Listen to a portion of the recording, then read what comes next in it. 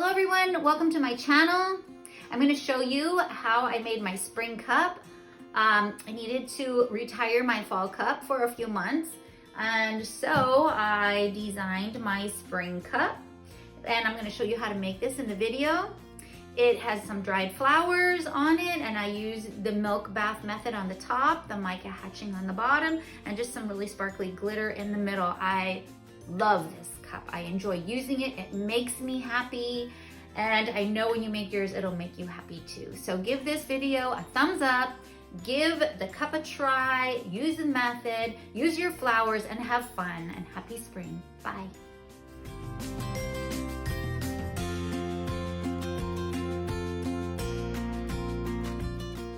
First thing I did was choose my color palette. Then I taped off the inside of the cup where I wanted the color separation and spray painted the top and bottom. Let it dry to get ready to epoxy.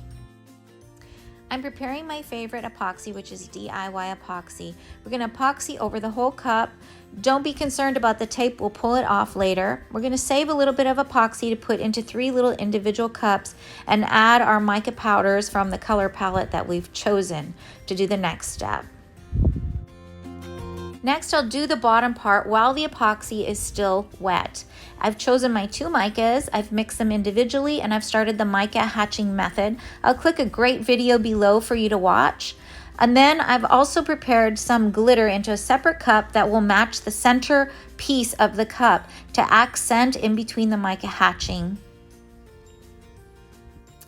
I was really happy with how the mica hatching turned out, so it was time to start the top of the cup while the epoxy was still tacky. I spent a lot of time placing my flowers where I wanted them, spreading them out, using the ferns, using the stems, and I got them in a position where I thought that they looked really pretty. Before your epoxy dries, you want to pull off that middle piece of tape and then just let it spin until your epoxy's dry. I did go back and try and poke down some of the stems that were sticking up, but whatever is sticking up, we will be able to sand off after the next step. Once your epoxy is dry, you want to re-tape this middle section of your cup to save to do later. We're going to mix about 30 ml of epoxy, and we're going to pour about half of it on the top of the cup and make a nice base for our milk bath to flow through. Pop off any bubbles and get it nice and warm, and then we're going to prepare our milk bath. So to prepare your milk bath, you can use white acrylic paint, you can use white alcohol ink, you can use white mica, and how much you use will depend on how opaque you want your milk bath to be. If you want it more translucent, you use less white medium, whatever you're using. If you want it to be more opaque, you use more of it. I chose to use the white alcohol ink and the acrylic paint, mixed it all together, and now I'm putting it on my warm epoxy. Using my heat gun and my finger, I moved my milk bath around until I was satisfied with how it looked. The heat gun will get it flowing. You can use your finger for areas where you want it to be blended out more, and just work at it until you get it how you like it. When you're done with your milk bath and you're happy with how it looks, before your epoxy dries, take off that center piece of tape once again. Let your tumbler spin until the epoxy dries. When your epoxy's dry, you want to choose an acrylic paint from your color palette. Paint the middle of the cup with your acrylic paint and just take a couple minutes and let it dry. Here I prepared a little bit of epoxy, just enough to do the center of the cup, and I have my glitter ready. So you're going to start applying your epoxy, being very careful to just keep it in the small section in the middle of the cup. So I'm going to pour over my glitter over the middle section of epoxy. I'll be patting it down with my finger. I'll be recollecting it, putting it in the cup, and then pouring over it again so it'll have 2 good coats. After I was done applying the glitter, I took a baby wipe and I wiped the top and the bottom to get rid of any stray glitter. Let it completely dry before you start your next step. So when your glitter is dry, you want to seal it with Mod Podge or whatever you use to seal your glitter. Then prepare about 20 mLs of epoxy. I like to add an ultrafine sparkle to my epoxy, and you want to epoxy over the whole cup, the bottom, the middle, and the top. Heat it with your heat gun to get out any bubbles.